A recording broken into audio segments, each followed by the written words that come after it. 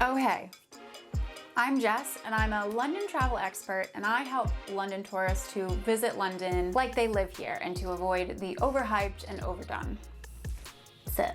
Travel to London is very far off the radar right now for a lot of people, but it's not going to be forever. So if you're planning a trip for 2021 or even 2022, I'm going to be talking you through some of the things that you can start planning now and when you should be planning and booking things as your trip approaches. I'm breaking this video down into 3 sections: money, flights and accommodation, planning the fun stuff, and pre-trip purchases. Starting with money. So the great thing about having so much time until your trip to London is that you get way more time to save up money, so you have even more cash to blow when you get over here. And even if you're not coming till like 2025, you can start building up your cash pot for your trip now, and it's actually even better. But the key here is knowing how much you want to save for your trip and also how much you can realistically save up for it before it's time to go. So there are a few different ways that you can do this, but what I would recommend is having an idea of the dates of when you want to go to London. If you are planning for a Christmas 2021 trip, and it's currently December 2020, you know that you have 12 months for saving up. Then having that in mind, you can either have a savings goal and figure out how much you need to save for each month of the 12 months leading up to your trip, or you can go in the reverse and say, okay, I can realistically over the next 12 months save $400 a month, which means that your trip budget is going to be $4,800. Math. Or maths, as they say in the UK. That's a very simplistic way of how to figure out your budget for your trip. Obviously, you're gonna need to do some research to see if that budget is going to be realistic considering how expensive the flights are and also the expected level of luxury you would like to have when you're in London. Don't forget, it's expensive here. But anyways, use that number at least as a starting point and make sure you're diligent every month about socking away that cash from your paycheck so that you can have this amazing trip that you have realistically, hopefully budgeted for.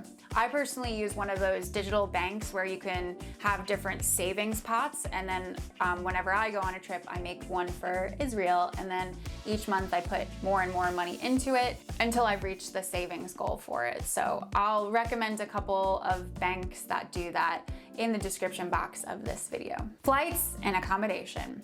Now, before you book either of these things, the first thing you want to do is make sure you get travel insurance. And this is especially important right now in all these COVID-y times because certain things can happen even crazier than we usually expect in normal traveling times. I can't advise you fully on which travel insurance you can get because I'm not an expert in that, but also things change with policies really quickly. It's really up to you to look at all of the booking terms and conditions and everything that's included with your travel insurance that you're gonna end up purchasing. But some things you're gonna wanna look out for to try to get cover for is insurance that will cover you in case you need to book an emergency flight home, one that's gonna cover you if you need to go into hospital while you're away, especially if you have COVID, and also one that's going to cover the money that you've spent if the airline or the hotel that you have booked with goes bust and does not return your money to you. I will put a couple of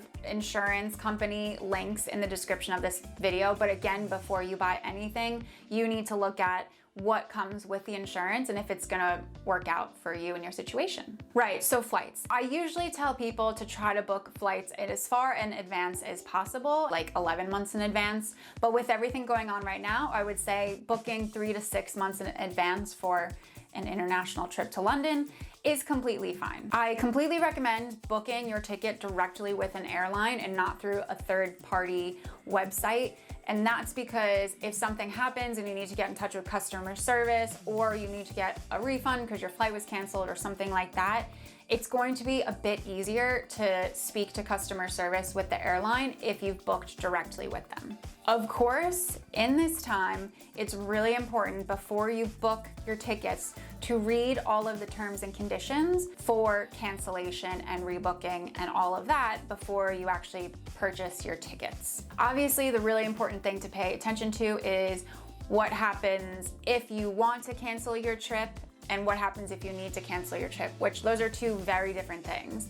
If you decide at any point, no matter what's going on in the world, you want to cancel your flight, you need to make sure that you have booked with an airline that allows you to cancel with no questions asked. And it's not a case of like, oh, we're only going to let people cancel if your country says you can't come to the UK or something like that. It's important to know in what circumstances are you allowed to cancel? What are you going to get back if you cancel? Is it a future travel voucher, or will you be able to get a refund? Which most airlines aren't doing refunds now. They're just doing the vouchers. The good thing is, as I'm filming this, a lot of airlines are really flexible right now. I booked a flight down to Italy with BA a few weeks ago, knowing that potentially I wouldn't be able to go, but I booked it anyway because they had very flexible cancellation terms. And then a few days ago, I decided to cancel it because Italy's introduced mandatory COVID testing for UK arrivals into Italy. And there was just a few other reasons. But I was able to really easily cancel my booking just doing it right online, and they sent me my future travel voucher, which I'll just use on another trip at some point in the future. But again, I booked this flight knowing and having read all of the terms and conditions and knowing that I would be able to do that if I suddenly decided to change my mind. Okay, accommodation. Now, you can take loads of time right now to find a great hotel. And I've got a bunch of videos that will help you to choose a great area to stay in and find a hotel in, and also that will recommend some hotels. I have lots of articles on my website as well. And finally, if you get the 3-day itinerary, you can also get the add-on guide that's called the London Hotel Guide, and that has specific hotel recommendations for all budgets along the 3-day route of the itinerary. So because I have all this other information, I'm not really gonna go too much into specifics about hotels, but I would say right away, you can start by figuring out what areas are gonna work for you. You can do this in advance, and also you can start to create a bit of a curated list of hotels that you think you might wanna book. Usually I would say the earlier you can book your hotel, the better, because availability obviously shrinks the closer that you get to your travel time. But right now there's a lot of availability. If you're booking for 2021, trying to book 3 to 4 months in advance at least would be great. And if it's 2022, I would say definitely at least 6 months in advance if you can. Of course, make sure that you're booking a room with a flexible cancellation policy. And this might be that you have to book directly through the hotel to be able to get that, or you'll be able to select an option on, say, like booking.com. The beauty though of flexible cancellation is obviously if at the last minute you decide that you want to cancel your trip, you can get your money back from the hotel. But also, if you don't want to cancel your trip, you can keep an eye on the booking.com page and on the website of the hotel to see if they do any last minute deals, like little upgrades or discounts or something. And then because you've booked a cancelable room, you can cancel the other one and then book the better deal. Yay. Then we've got planning the fun stuff. And again, the beauty of having so much time is you have plenty of research time to find the nitty-gritty, the super local bits and bobs of London. That being said, with all of this extra research time, you can end up saving and reading and watching so much information. And then when it comes to actually deciding what you want to do and what you want to book and buy, it can actually be incredibly overwhelming. So my expert recommendation for this is, as you're doing your research, only save the things that are really, really, really good. Like if you see an Instagram post on Love in London and you're like, wow, that is like super cool, I've never heard of that before, let me save that. I definitely don't want to lose it because I for sure want to try to work this into my itinerary. Don't save anything that you're like, meh, maybe. It's going to overwhelm you, it's too much. So let me tell you about some of the tools I recommend to use to help you with your planning. Pinterest is a great place to save all of the articles and videos and things that you come across in your research, and to save them all into one place. And the beauty about Pinterest is that you can make different boards for different aspects of your trip. So you can have one board where you save all of the hotels that you think you potentially might want to book for your trip. And you can save all of the restaurants that you come across in a London restaurants board. You can do a London shopping board. The opportunities are endless. Of course, the Love in London Pinterest account is a great place to start to find a ton of information to go through and to save to your own boards. I mean, I have been saving London content to that Instagram account for years, so there's so much you can go through. And it's also where I save information from other content creators and other websites around topics that I don't usually talk about, which is like traveling with kids and Harry Potter stuff. Because I know you guys like Harry Potter, but I don't. So go to the Love in London Pinterest account, start reading and pinning and combing through all of that. And also the great thing about Pinterest is that the more that you engage with London related content, the more that in your home feed, Pinterest will serve you other related London pieces of content that you otherwise wouldn't have found. So it's just like a treasure trove of London-y stuff. Instagram obviously is great for travel too. Make sure that you're using it properly. Don't only just follow accounts for London that are like of pretty pictures of the London Eye and pink Instagram-y cafes with pink coffee that don't actually give you any valuable information or advice for your trip. I mean, you can follow those accounts if you want, but try to curate your feed so you're following the people who are actually providing like helpful information.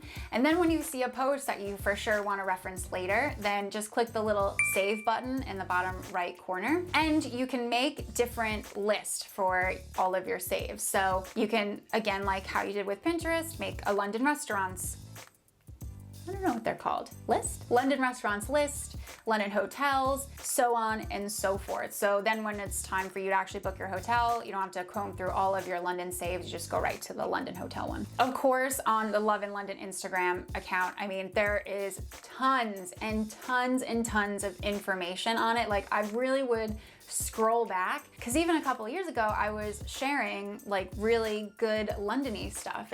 I've been on Instagram for a long time. It's been a lot of work. So yeah, there's a link obviously in the description box of the video, and make sure you're also following Love in London on Instagram because we share continuously new feed posts, but also Instagram stories. We also feature other London creators and we reshare their photos so you can find other people to follow on there. And also another content creator, Ashley Moyo, she actually wrote a really great article for us about a bunch of Black influencers that you should follow on Instagram that give you lots of London inspiration for things to do, things to wear, and stuff like that. Link in the description, of course. YouTube is obviously the best platform for planning your travels, and I know a great channel you should follow for London stuff. Subscribe, like, comment. But sometimes I feel like it's like really easy to watch a video about London or something, and then you want to reference it like a month later and you forget what it's called, and it's hard to find it and go back and stuff. But there's just a really easy way to be able to save the videos that you want to be able to reference later, and it's just by going down to the little save button. If you're signed into YouTube, you'll see it on all of your devices, and you can even save different videos to different London related playlists, making it very organized. And YouTube also works like Pinterest, where the more that you watch London related content, the more that YouTube suggests other London-y videos for you to watch because they think you're gonna get more out of it. So basically what I'm saying is binge watch all of my videos, like sit down for 10 hours, watch all of them. It's good for both of us. Those are the main content platforms that I think will help you with saving and also finding a bunch of stuff to help you with your trip. But also, if you're not really one to like do tons and tons of research for hours and hours and hours, don't forget there is the 3-day London itinerary, and this Londoners essentially made your first 3 days for you, but in a really flexible way so you can make your days suit like your budget and your travel style. So click the link in the description box to see that. Okay, so tours and tickets and bookings and activities. How far in advance do you need to be booking these things? The short answer is not far in advance. Unless it's something that's seasonal and it's popular, like New Year's celebrations, which you do have to book months in advance for the really good ones. Or if it's like a restaurant or something else that's really popular, so it does get booked up early, then otherwise like booking 1 to 2 weeks, if that, in advance is completely fine. Depending on when you're watching this, tourism might still be quite quiet.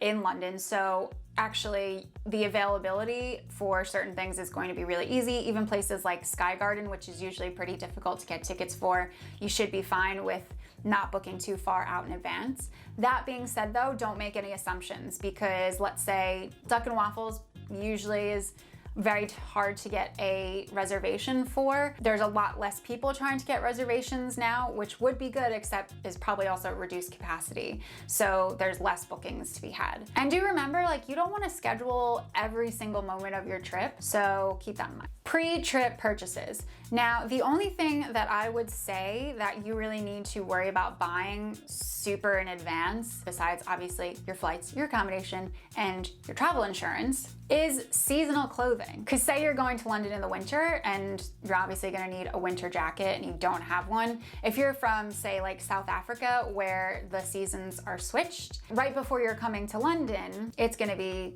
warm where you are. So you might struggle to find winter jackets. And also, even if you're on the same seasonal timeline as we are in London, all this extra time means that if you do, say, need a winter jacket, you can get a really good deal on one in the winter sales as spring rolls around, and then you can hold on to it until your trip. If you're not sure what kind of clothing you're going to need for the time of year that you're going to visit London, make sure you check out the London packing guide, because I address all of that. There's also printable packing lists for every season. I cover pretty much everything that you're gonna need to bring with you on your London trip. Again, you can click the link in the description box of the video to check it out. Even if your trip is really far in the future, start your planning now, because I mean, 2020 has not been a great time. We need something fun to look forward to. And I will have something for you to help with all of this planning. I can't tell you exactly what it's going to be yet, but it's going to involve printable worksheets